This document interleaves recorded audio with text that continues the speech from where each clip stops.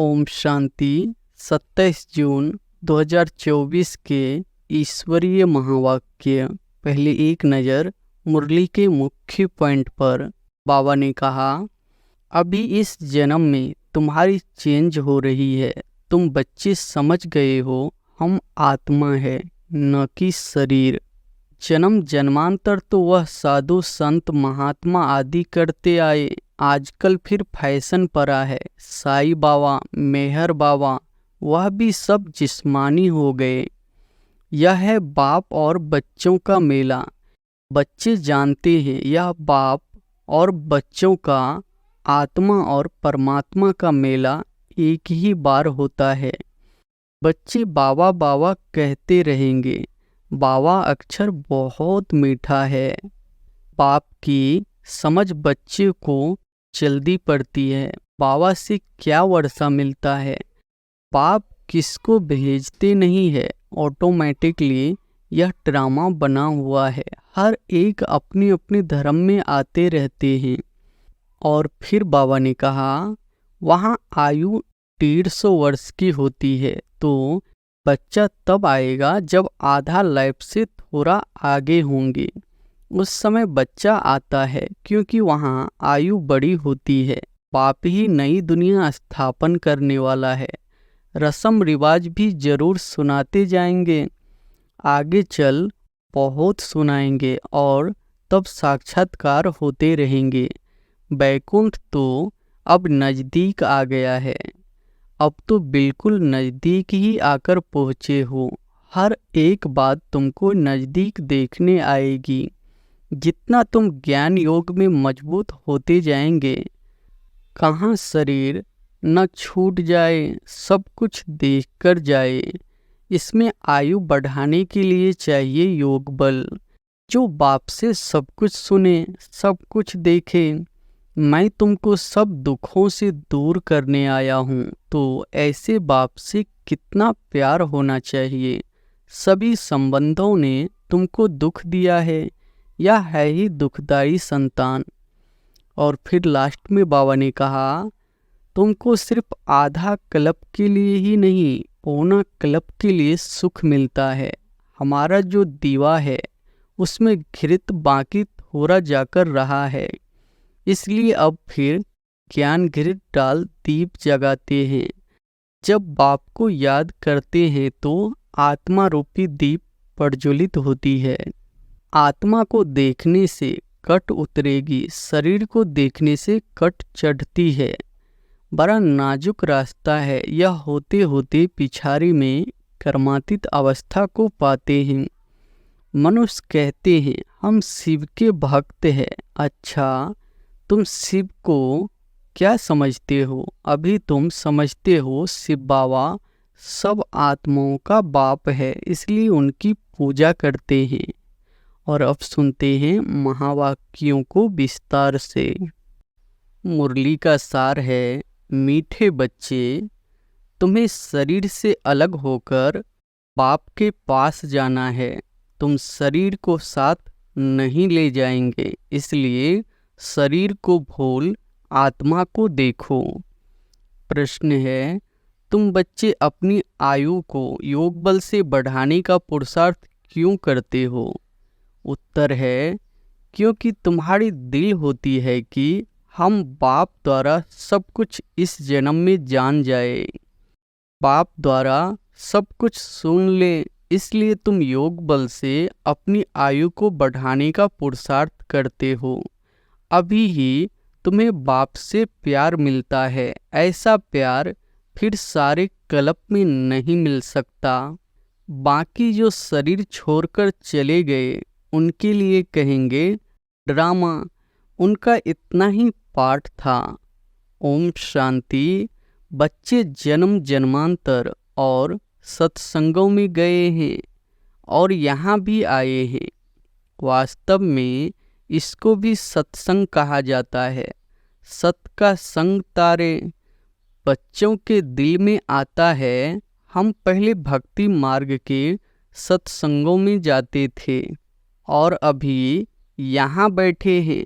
रात दिन का फर्क भासता है। यहाँ पहले पहले तो बाप का प्यार मिलता है, फिर बाप को बच्चों का प्यार मिलता है। अभी इस जन्म में तुम्हारी चेंज हो रही है। तुम बच्चे समझ गए हो, हम आत्मा है न कि शरीर। शरीर नहीं कहेंगे कि हमारी आत्मा, आत्मा कहती है हमारा शरीर। अब बच्चे समझते हैं जन्म जन्मांतर तो वह साधु संत महात्मा आदि करते आए। आजकल फिर फैशन पड़ा है, साईं बाबा, मेहर बाबा, वह भी सब जिस्मानी हो गए। जिस्मानी प्यार में सुख तो होता ही नहीं है। अभी तुम बच्चों का है रूहानी प्यार। रात दिन का फर्क है। यहाँ तुमको समझ मिलती है, वहाँ तो बिल्कुल बेसमझ है। तुम अभी समझते हो बाबा आकर के हमको पढ़ाते हैं। वह सबका बाप है। मेल तथा फीमेल सब अपने को आत्मा समझते हैं। बाबा बुलाते भी है, हे बच्चों। बच्चे भी रिस्पॉन्स करेंगे। यह है बाप और बच्चों का मेला। बच्चे जानते हैं यह बाप और बच्चों का, आत्मा और परमात्मा का मेला एक ही बार होता है। बच्चे बाबा बाबा कहते रहेंगे। बाबा अक्षर बहुत मीठा है। बाबा कहने से ही वर्षा याद आएगी। तुम छोटे तो नहीं हो। बाप की समझ बच्चे को जल्दी पड़ती है। बाबा से क्या वर्षा मिलता है, वह छोटा बच्चा तो समझ न सके। यहाँ तुम जानते हो कि हम बाबा के पास आए हैं।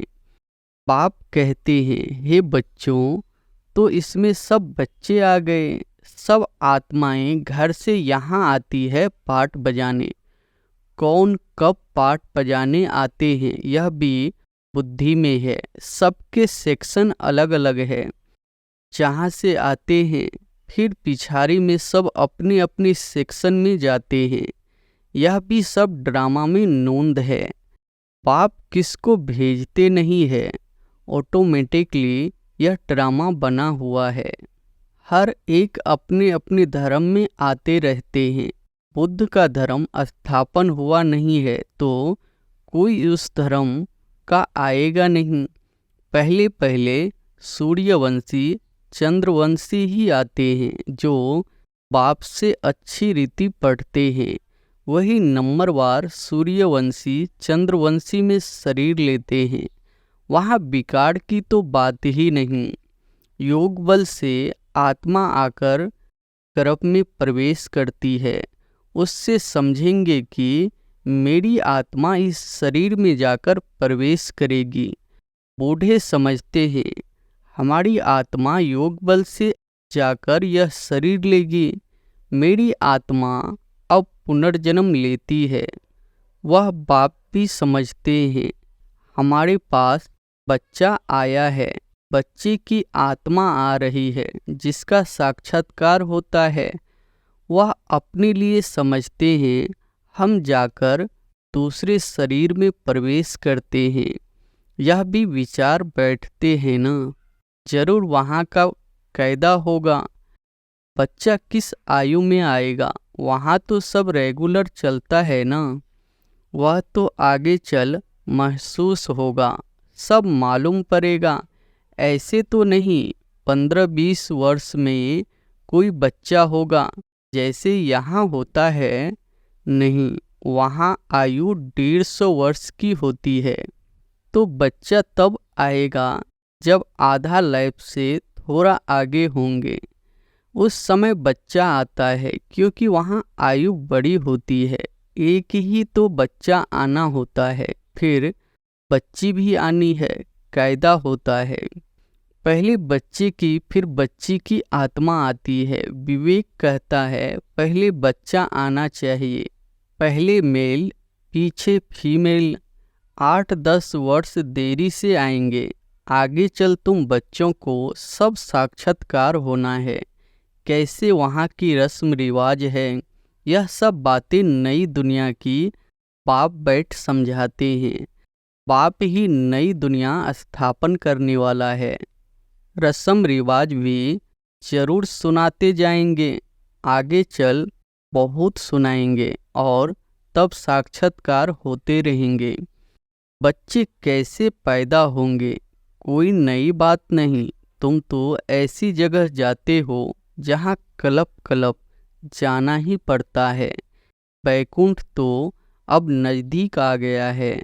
अब तो बिल्कुल नज़दीक ही आकर पहुँचे हो। हर एक बात तुमको नज़दीक देखने आएगी।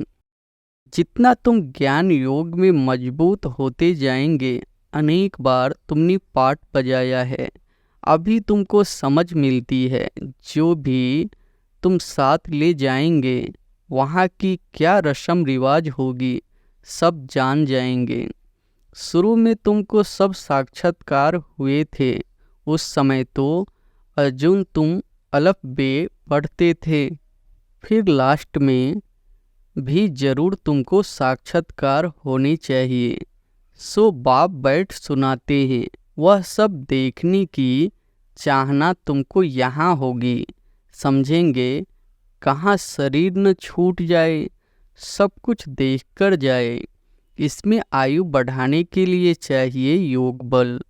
जो बाप से सब कुछ सुने, सब कुछ देखे, जो पहले से गए उनका चिंतन नहीं करना चाहिए। वह तो ड्रामा का पार्ट है, तकदीर में नहीं था। ज़्यादा बाप से लव लेना, क्योंकि जितना जितना तुम सर्विसेबल बनते हो तो बाप को बहुत बहुत प्यारे लगते हो। जितना सर्विस करते हो, जितना बाप को याद करते हो, वह याद जमती रहेगी। तुमको बहुत मज़ा आएगा। अभी तुम बनते हो ईश्वरीय संतान। बाप कहते हैं तुम आत्माएं हमारे पास थी ना। भक्ति मार्ग में मुक्ति के लिए बहुत परिश्रम करते हैं। जीवन मुक्ति को तो जानते नहीं। यह बहुत लवली ज्ञान है, बहुत लव रहता है। बाप भी है, टीचर भी है, सतगुरु भी है। सच्चा सुप्रीम बाबा है, जो हमको 21 जन्मों के लिए सुख धाम में ले जाते हैं। आत्मा ही दुखी होती है, दुख सुख आत्मा ही महसूस करती है। कहा भी जाता है पाप आत्मा पुण्य आत्मा। अभी बाप आए हैं हमको सभी दुखों से छुड़ाने। अभी तुम बच्चों को बेहद में जाना है, सब सुखी हो जाएंगे, सारी दुनिया ही सुखी हो जाएगी। ड्रामा में पार्ट है, उनको भी तुम समझ गए हो। तुम कितना खुशी में रहते हो। बाबा आया है हमको स्वर्ग में ले चलने के लिए। हम सब आत्माओं को स्वर्ग में ले जाएंगे। बाप धैर्य देते हैं, मीठे मीठे बच्चों, मैं तुमको सब दुखों से दूर करने आया हूँ। तो ऐसे बाप से कितना प्यार होना चाहिए। सभी संबंधों ने तुमको दुख दिया है, यह है ही दुखदाई संतान। तुम दुखी होते दुख की ही बातें सुनते आए हो। अब बाप सब बातें समझा रहे हैं, अनेक बार समझाया है और चक्रवर्ती राजा बनाया है। तो जो बाप हमको ऐसा स्वर्ग का मालिक बनाते हैं, उन पर कितना प्यार होना चाहिए। एक बाप को ही तुम याद करते हो, सिवाय बाप के और कोई से संबंध नहीं। आत्मा को ही समझाया जाता है हम सुप्रीम बाप के बच्चे हैं। अब जैसे हमको रास्ता मिला है, फिर औरों को भी सुख का रास्ता बताना है। तुमको सिर्फ आधा क्लब के लिए ही नहीं, पौना क्लब के लिए सुख मिलता है। तुम पर भी कई कुर्बान जाते हैं, क्योंकि तुम बाप का संदेश बताकर सब दुख दूर कर देते हो। तुम समझते हो इन्हें भी, ब्रह्मा को भी यह नॉलेज सुप्रीम बाप से मिलती है। यह फिर हमको पैगाम देते हैं, हम फिर औरों को पैगाम देंगे। बाप का परिचय देते सब बच्चों को जगाते रहते हैं अज्ञान नींद से। भक्ति को अज्ञान कहा जाता है। ज्ञान और भक्ति अलग अलग है। ज्ञान सागर बाप, अब तुम बच्चों को ज्ञान सिखला रहे हैं। तुम्हारे दिल में आता है बाबा हर 5000 वर्ष बाद आकर हमें जगाते हैं। हमारा जो दीवा है उसमें धृत बाकी थोड़ा जाकर रहा है, इसलिए अब फिर ज्ञान घृत डाल दीप जगाते हैं। जब बाप को याद करते हैं तो आत्मा रूपी दीप प्रज्वलित होता है। आत्मा में जो कट चढ़ी हुई है वह उतरेगी बाप की याद से। इसमें ही माया की लड़ाई चलती है। माया घड़ी घड़ी भुला देती है और कट उतारने के बजाय चढ़ती जाती है, बल्कि जितना उतरती थी उससे भी जास्ती चढ़ जाती है। बाप कहते हैं बच्चे मुझे याद करो तो कट उतर जाएगी। इसमें मेहनत है। शरीर की कशिश न हो, देही अभिमानी बनो। हम आत्मा है। बाबा के पास शरीर सहित तो जा नहीं सकेंगे, शरीर से अलग होकर ही जाना है। आत्मा को देखने से कट उतरेगी, शरीर को देखने से कट चढ़ती है। कभी चढ़ती कभी उतरती, यह चलता रहता है। कभी नीचे कभी ऊपर, बड़ा नाजुक रास्ता है। यह होते होते पिछाड़ी में कर्मातीत अवस्था को पाते हैं। मुख्य हर बात में आंखें ही धोखा देती है, इसलिए शरीर को न देखो। हमारी बुद्धि शांति धाम सुख धाम में लटकी हुई है और दैवी गुण भी धारण करने है। भोजन भी शुद्ध खाना है, देवताओं का पवित्र भोजन है। वैष्णव अक्षर विष्णु से निकला है। देवता कभी गंदी चीज थोड़े ही खाते होंगे। विष्णु का मंदिर है जिसको नर नारायण भी कहते हैं। अभी लक्ष्मी नारायण तो साकारी ठहरे, उनको 4 भुजा होनी नहीं चाहिए, परंतु भक्ति मार्ग में उनको भी 4 भुजा दी है। इसको कहा जाता है बेहद का अज्ञान। समझते नहीं है कि 4 भुजा वाला कोई मनुष्य तो हो नहीं सकता। सतयुग में 2 भुजा वाले होते हैं। ब्रह्मा को भी 2 भुजाएं हैं। ब्रह्मा की बेटी सरस्वती, उनको फिर मिलाकर 4 भुजा दी है। अब सरस्वती कोई ब्रह्मा की स्त्री नहीं है, यह तो प्रजापिता ब्रह्मा की बेटी है। जितने बच्चे एडॉप्ट होते जाते हैं उतनी उनकी भुजाएं बढ़ती जाती है। ब्रह्मा की ही 108 भुजाएं कहते हैं, विष्णु व शंकर की नहीं कहेंगे। ब्रह्मा की भुजाएं बहुत है। भक्ति मार्ग में तो कुछ समझ नहीं। पाप आकर बच्चों को समझाते हैं। तुम कहते हो बाबा ने आकर हमको समझदार बनाया है। मनुष्य कहते हैं हम शिव के भक्त हैं। अच्छा, तुम शिव को क्या समझते हो? अभी तुम समझते हो शिव बाबा सब आत्माओं का बाप है, इसलिए उनकी पूजा करते हैं। मुख्य बात बाप कहते हैं मामिकम याद करो। तुमने बुलाया भी है, हे पतित पावन, आकर हमको पावन बनाओ। सभी पुकारते ही रहते हैं पतित पावन सीताराम, यह भी गाते रहते थे। बाबा को थोड़ी ही मालूम था कि बाप स्वयं आकर मेरे में प्रवेश करेंगे। कितना वंडर है, कभी ख्याल में भी नहीं था। पहले तो आश्चर्य खाते थे, यह क्या होता है, मैं किसको देखता हूँ, तो बैठे बैठे उनको कशिश होती है। यह क्या होता है, शिव बाबा कशिश करते थे। सामने बैठो तो ध्यान में चले जाते थे। आश्चर्य में पड़ गए, यह क्या है। इन बातों को समझने के लिए फिर एकांत चाहिए। तब वैराग आने लगा। कहाँ जाऊँ? अच्छा, बनारस जाता हूँ। यह उनकी कशिश थी जो इसको भी कराते थे। इतनी बड़ी कारोबार सब छोड़कर गया। उन बेचारों को क्या पता कि बनारस में क्यों जाते हैं। फिर वहाँ बगीचे में जाकर ठहरा। वहाँ पेंसिल हाथ में उठाकर दीवारों पर चक्र बैठ निकालता था। बाबा क्या कराते थे कुछ पता नहीं पड़ता था। रात को नींद आ जाती थी। समझता था कहाँ उड़ गया हूँ। फिर जैसे नीचे आ जाता था। कुछ पता नहीं क्या हो रहा है। शुरू में कितने साक्षात्कार होते थे। बच्चियां बैठे बैठे ध्यान में चली जाती थी। तुमने बहुत कुछ देखा है। तुम कहेंगे जो हमने देखा सो तुमने नहीं देखा।